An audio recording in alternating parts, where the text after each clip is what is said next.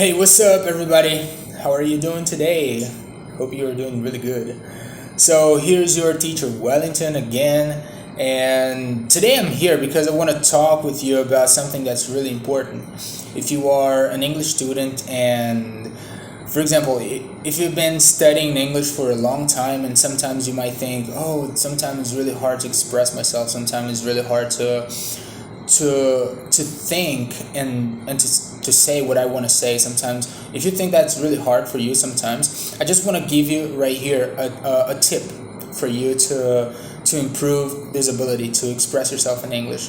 Okay, for example, guys, try to think about this. Sometimes people when they are trying to speak English, they think in their native language, and after they make a translation to English, and then they speak. So look, you are doing three times. You're doing like three things at the same time. You know, and you don't have to do this. You don't have to think like in Portuguese, and after translate it to English, and after you speak, because you're doing three things. Come on, you're wasting a lot of time. That's why you stumble. That's why you stuck every time that you are having a conversation in English. So, one tip that I want to give you today is to picture something in your mind, to imagine what you want to say. Because look, picture, if you imagine what you want to say, if you just picture something in your mind,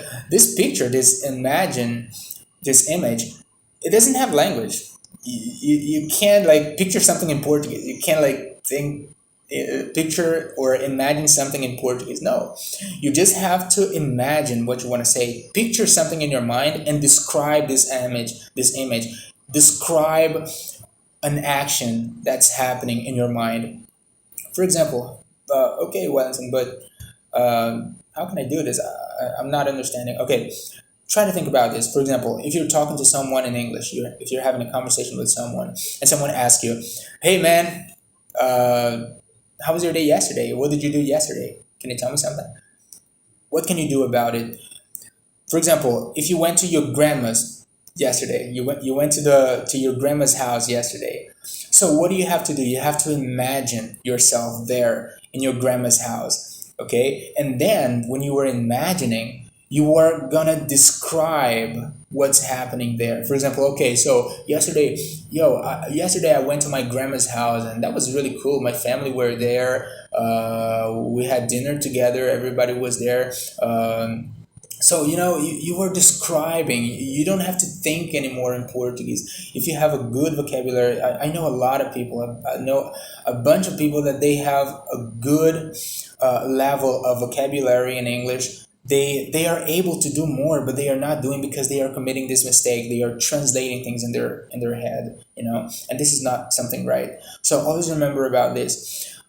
For example, a practice, something that you can do as practice. Go to Google and search for some images. For example, go there and search for people at the beach. Okay, so you're gonna have a lot of pictures there of people at the beach. You just choose one. When you choose one picture, you will describe what's happening in that picture. For example, okay, so I can see the waves here. For example, a family having fun at the beach. They are building sand castles at the beach. So, can you see this? You are describing, you are telling everything that you are seeing in that picture. And you are not thinking in Portuguese anymore.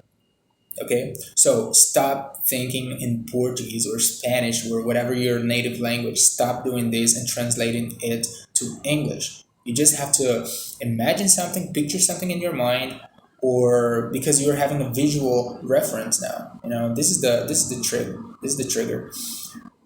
You're having a reference now. Or if you don't, for example, if you're talking to someone right now and you see something as a reference, you can do that too.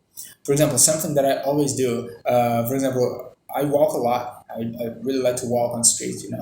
And sometimes when I'm walking on the street, I just start to say things in English. What am I seeing in English now? Okay, so I can see children on the street. I can see there's a lot of cars here. What's going on here? So I'm trying to describe what I'm seeing, and this is the way that, for example, I'm improving my English because of this.